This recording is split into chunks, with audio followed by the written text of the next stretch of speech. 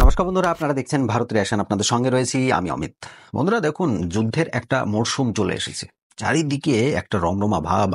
এর মধ্যে শুধুমাত্র বাংলাদেশ একমাত্র দেশ যে কিন্তু বসে বসে মজা নিচ্ছে। কেন বলুন তো? বাংলাদেশ তো চিরদিনই ভাবছে যে ভারতের সঙ্গে পাকিস্তানের যুদ্ধ বাঁধুক, আর এখন বর্তমানে বাংলাদেশের যে ব্যক্তি এসেছে অল ওভার দ্য ওয়ার্ল্ডে মহান বলে যাকে পরিচয় দেওয়া হয়, সেই মহান ব্যক্তি মানে বাংলাদেশ আর কি, যাকে মহান বলে পরিচয় দেয়, সেই মহান ব্যক্তির মেন্টালিটি আমরা কি সেটা তো দেখতেই পাচ্ছি।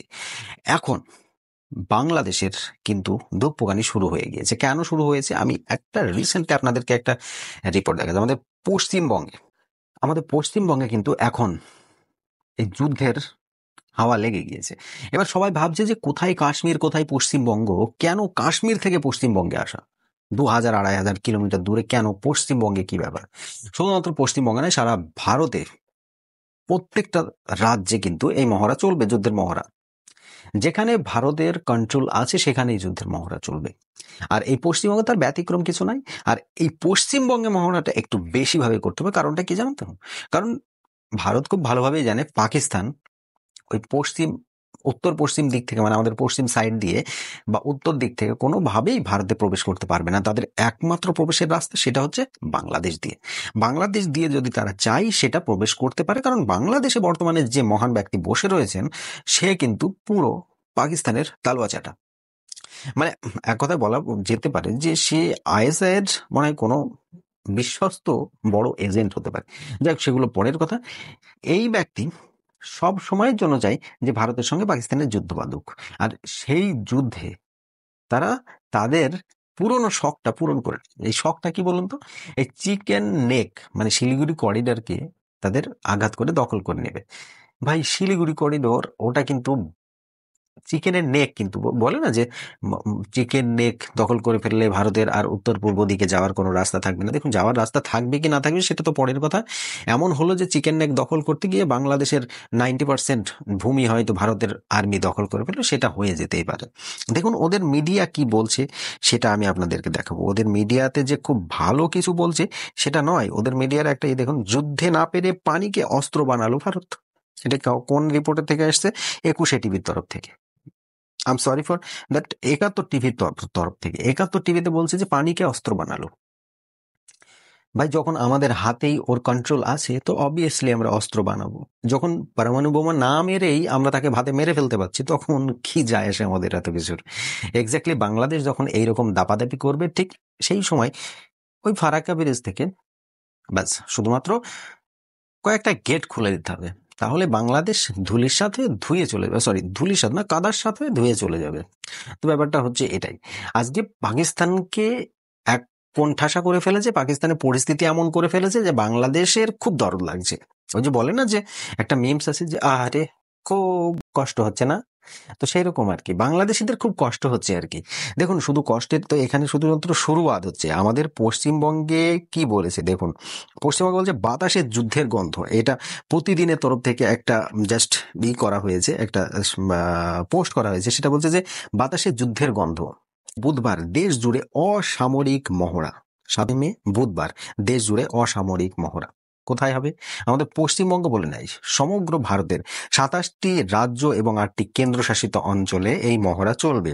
কি কি হবে মহড়ায়? কি কি হবে বলছে? বাজবে বিমান হানার সাইরেন। মানে বিমান হানা যখন হয় আর কি, এটা বুঝতে পারবেন আপনারা যে যুদ্ধ যখন বাঁধবে সেই সময় যখন আকাশ পথে এসে কোথাও অ্যাকশন নেওয়া হবে, কোথায় হামলা করা হবে, সেই জায়গায় কি ধরনের সাইরেন বাজানো হয় সেটা বাজিয়ে ওখানে কিন্তু মহড়া দেওয়া হবে। তারপর কি বলছে যে স্কুল, অফিস, কমিউনিটি সেন্টার, যুদ্ধকালীন ওয়ার্কশপ, মানে এই ধরনের জায়গাগুলোকে যুদ্ধকালীন ওয়ার্কশপ হিসাবে ব্যবহার করা হবে।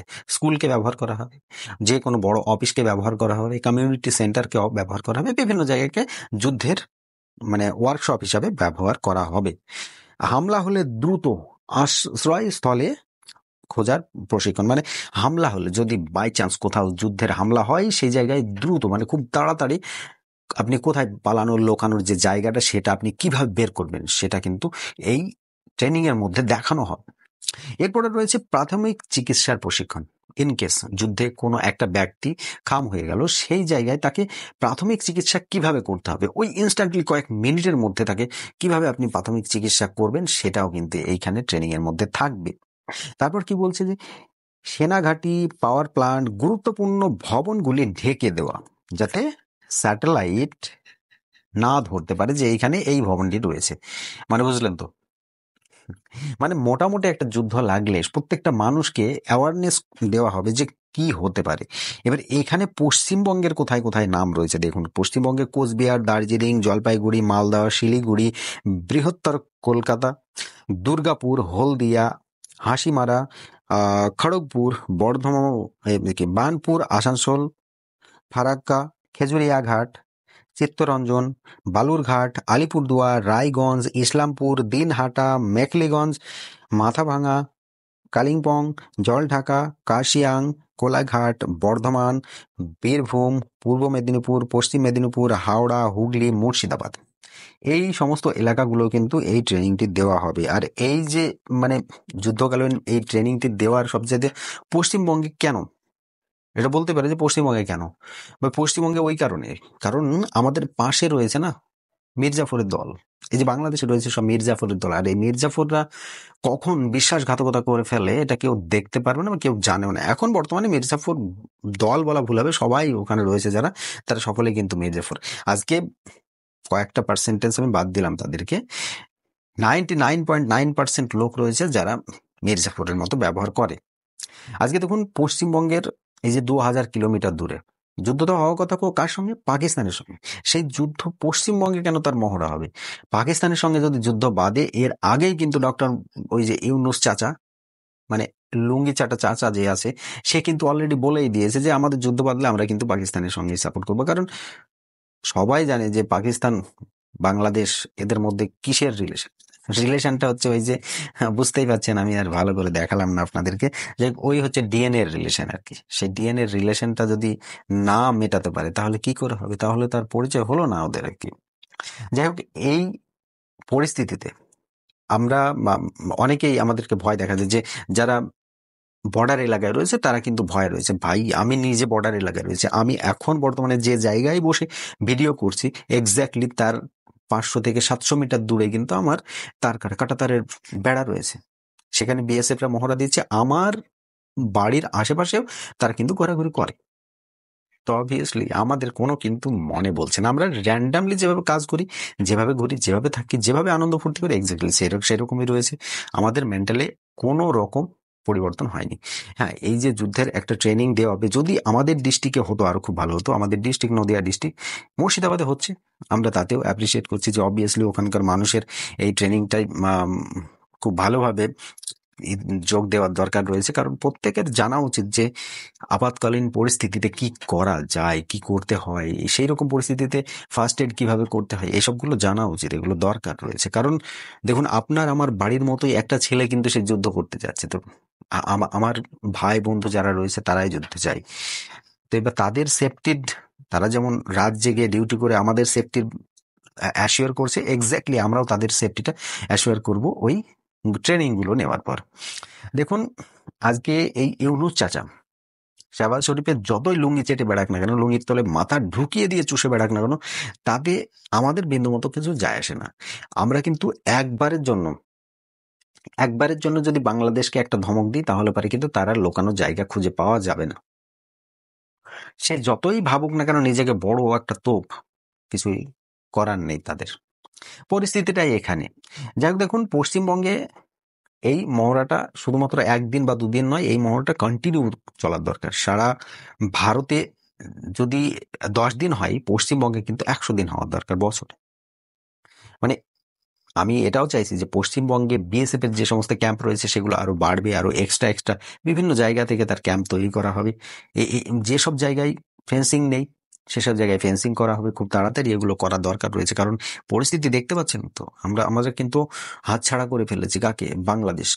বাংলাদেশকে হাতছাড়া করা মানেই হচ্ছে আমাদের যে পশ্চিম দিক দিয়ে বাংলাদেশের পশ্চিম দিকে যে রাজ্য রয়েছে বিশেষ করে সেই রাজ্যগুলোর একটু টেনশন রয়েছে, কারণ মেন ভূখণ্ড ভারতের এই সাইড দিয়েই বেরিয়ে আসছে। তো যদি দিল্লি যেতে হয় তাহলে পরে পশ্চিমবঙ্গের ওপর দিয়েই যেতে হবে।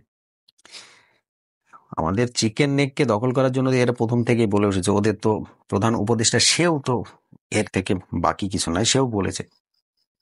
তো এইসব জিনিসগুলো দেখুন আলটিমেটলি ইফেক্ট করছে কাদেরকে? বাংলাদেশিদেরকে, বাংলাদেশিদের সাধারণ জনগণ তাদেরকে। এই তো ইউনূস চাচা লুঙ্গি পরে আসলো কয়েকটা মাসের জন্য, হতে পারে 1 বছর 1.5 বছর 2 বছর হতে পারে, সেই 2 বছরের জন্য সে আসলো, এসে নিজের একটা দবদবা তৈরি করলে, একটা বেশ যে জায়গায় সে ব্যাংক্রাফ্ট হতে চলেছিল সেই জায়গায় এসে তার সমস্ত কিছু মুকুব হয়ে গেল, সমস্ত কিছু মাপ হয়ে গেল। এখন তার মানে এখন তার লেভেল বা সে যে জায়গাটায় আসতে চেয়েছিল সেটা কিন্তু সে চলে এসেছে এখন বর্তমানে বাংলাদেশে। তাই বাংলাদেশের কি হলো না হলো সেটা তার দেখে কোনো লাভ নেই। আজকে দেখুন পাকিস্তানের যেমন সেনাপ্রধান, সে কিন্তু চলে গিয়েছিল দেশ ছেড়ে, মানে এখনো আসবে কিনা তার কোনো গ্যারান্টি নেই। যাই হোক, এখানে আমরা পাকিস্তানকে যেভাবে একঘরে করতে চেয়েছিলাম সেটা আমরা করতে পেরেছি। ইভেন আমাদের ভারতে যে সমস্ত ইউটিউব চ্যানেলগুলো পাকিস্তানিদের চলতো, মানে শুধুমাত্র ভারতের ভিউ নিয়েই চলতো, যাদের ভারতের মানুষদের সুপার চ্যাটগুলো খেয়ে খেয়ে তাদের দিন যেত আর কি, তো সেই সমস্ত চ্যানেলগুলো কিন্তু এখন ভারতে ব্যান করে দেওয়া হয়েছে। আর এই ব্যান করাটা অনেকদিন আগে করতে হতো। এখন বাংলাদেশের পালা। আগামী দিনে যদি এরা না শুধরায় আর এদের টোন যদি ওই রকমই থেকে থাকে, তাহলে কিন্তু আগামী দিনে এদের পরিস্থিতিও পাকিস্তানের 10 গুণ বদ বা খারাপ করে দেব। যাই হোক, আজকে এই ভিডিওটা আপনাদেরকে শুধুমাত্র একটা ইনফরমেশন বেসে দিলাম যে যুদ্ধ বাদলে আপনাদের কি কি করা উচিত, বাড়িতে কোন কোন জিনিস অ্যাভেলেবল রাখা উচিত। ভাই আমরা হিন্দুরা সবসময় খালি হাতে থাকি, তো খালি হাতে থাকবেন না, তার জন্য ব্যবস্থা করুন, কিছু তো একটা আছে। আপনি বুঝতে পারছেন আমি কিসের কথা বলছি। যাই হোক, সেগুলো ব্যবস্থা করুন আর সবারই সামনে মাথা উঁচু করে বাঁচুন। বন্ধুরা, আজকে ভিডিওটা আপনাদের যদি ভালো লেগে থাকে অবশ্যই একটি লাইক করে দেবেন, শেয়ার করে আর সকলের কাছে পৌঁছিয়ে দেবেন। আমার চ্যানেলটি সাবস্ক্রাইব করে পাশে থাকা বেল আইকনটিও বাজিয়ে দেবেন। আজকের মতো ভিডিও এখানে সমাপ্ত করছি। সকলে ভালো থাকবেন, সুস্থ থাকবেন। ধন্যবাদ।